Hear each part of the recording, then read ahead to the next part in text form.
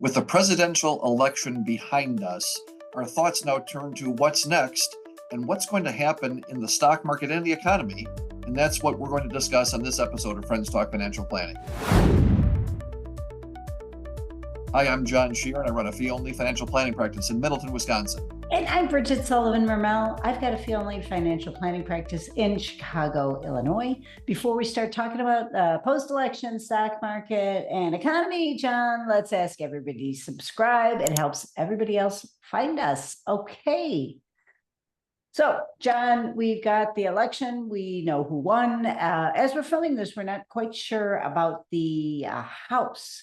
So that we'll talk about that too. But what are your thoughts about the economy? Let's start with the stock market. What are your thoughts about the stock market? What does the stock market do? Yeah. So we don't know whether the House is going to be Democrat or Republican, right? Senate has been taken by Republicans. White House, of course, is taken by Republicans with Donald Trump winning. Now what, right? So the question maybe a week or two ago, we heard from folks, and I'm sure you did too, about, well, do we put all our money in a shoebox, or do we do, what do we do with this stuff, right? And of course, right, exactly. Those sorts of things. And you go, okay, now we kind of know what's happening. Now what? And as we're recording this, right, the stock market has certainly responded positively. Everybody thinks things are good. It seems like from an investment standpoint anyway. And we've taken a look over the last several months and going back years on our show, where at the idea that it doesn't make any difference from an investment standpoint. Right. Who's in the White House, who controls the Senate, who controls the House, those sorts of things. That listen, our capitalism does work and the economy does work over the long haul. That doesn't mean any short period of time, right? But it's like there are so many factors that go into how is the stock market going to do. Yeah, we've seen a little bump now because of the election. I think you might have mentioned, somebody had told me, I think that everybody's just happy that it's over. We have a decision, right? I mean, so maybe it's because Trump's in office and the Republicans have the Senate. Maybe it's because, hey, now we've got some certainty and the market does not like uncertainty, right? So as we're recording this, whatever happens this week, next month, that to me is like white noise. It's minor news, right? It's not what do we do going forward. And for me, the answer, like, what do we do going forward, is the same thing we've always done. That it doesn't. There's so many different factors that impact the stock market, that the presidency is just one important but very small part of things. I don't think your take is a whole lot different than that, is it? No, I would reiterate that at my office, Luke said, yeah, this is someone got elected bump. And I think you're right. And it's just the relief of it all. And we can look at and we'll post this, we can look at all the presidents and how is the stock market done during all of the presidents. And then it's really cool because you can click on the president's picture and it'll go down to like, okay, what it really looked like. Because a lot of times the presidents will get a big, like George W. Bush and Obama are like this. And like the stock market was going down right at the end of his presidency. And then Obama gets the credit for going way up during his. But it's just kind of part of the fluctuations. And that's why what you're saying, as far as, there's no statistical correlation at all between the stock market and the presidency. And so, of course, the presidents like to take, and most of them don't take too much credit for the stock market, at least in public, because I think they get it. They don't want to have to take the blame when it goes down. So right.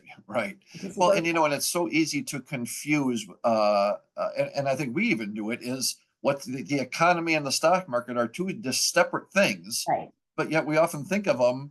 How is if you say to ask any of your friends, go on, what about the economy? I go, well, the market's up, right? Yeah. Like that's how it gets connected, right or wrong. That's how we think about it, right? I would say one thing, John, about that, because I was reminded by a friend that she had never taken an economics class. And I was like, oh, I took two of them. Okay, so one thing I learned in economics class, which I believe is still here, is that the stock market is what's known as a leading indicator of the economy, versus, say, unemployment numbers are kind of a lagging, so the stock market might be saying, oh, things in the economy are looking up because the stock market's going up, but that's kind of 6 months from now. Yeah. Versus unemployment is more like, oh, things weren't going so well 6 months ago. And so we're now it's filtering through that people are getting laid off. So, it's possible that the stock market going up is a good sign that the economy will do well.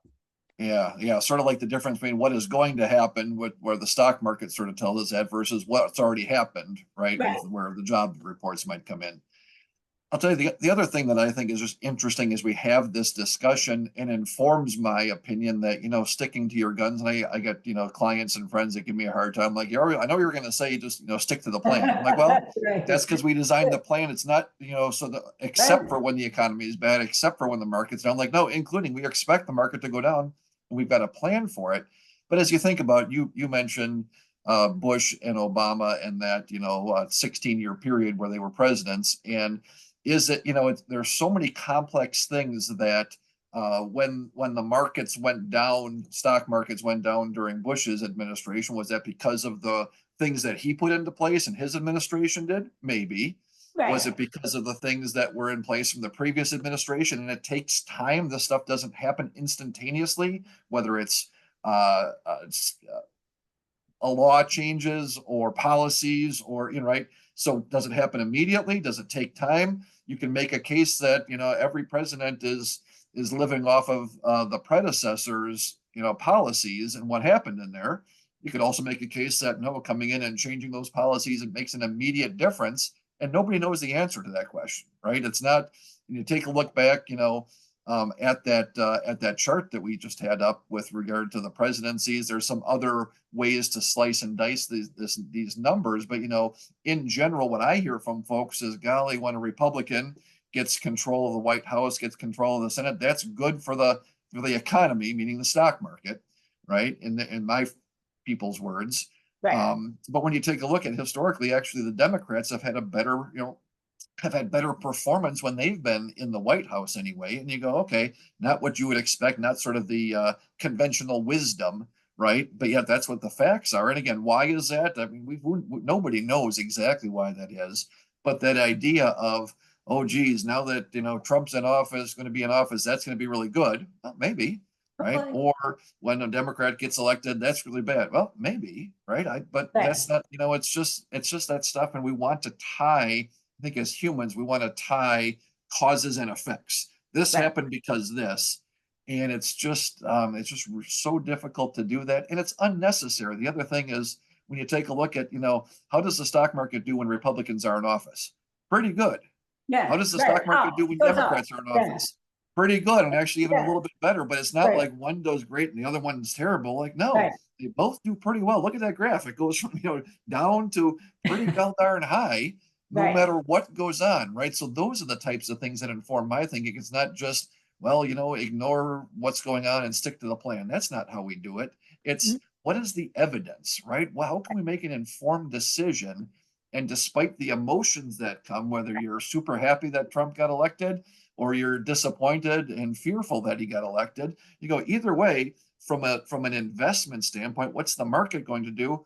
I don't know. It's got a good start here the last couple of days. That doesn't give me any extra special hope that it's going to be great for the next 4 years, nor that it's going to be bad. It's sort of like, not correlated. It's like, how are the Packers going to do in the next 4 years and playoffs in the NFL? Whoever's president doesn't have a whole lot of impact on that. That's a stupid thing to say, right? You go like, duh. And really this whole thing about the stock market and the economy, not quite as separate, but not too far from that in my mind. Yeah, they're just too complicated. There's just too many factors. Oh, you talk about the Packers or the economy there? Yeah. Packers are slightly simpler, but think about how hard it is because all the teams are trying to win, right? So, some of us are more predictable than others. Living in Chicago, I can say that. So what is somebody to do? It's to realize, what are my emotions right now? I'm disappointed. I'm happy. And what do those emotions make me want to do? Yeah, right. grab my savings and put it under my mattress, put more money in the stock market.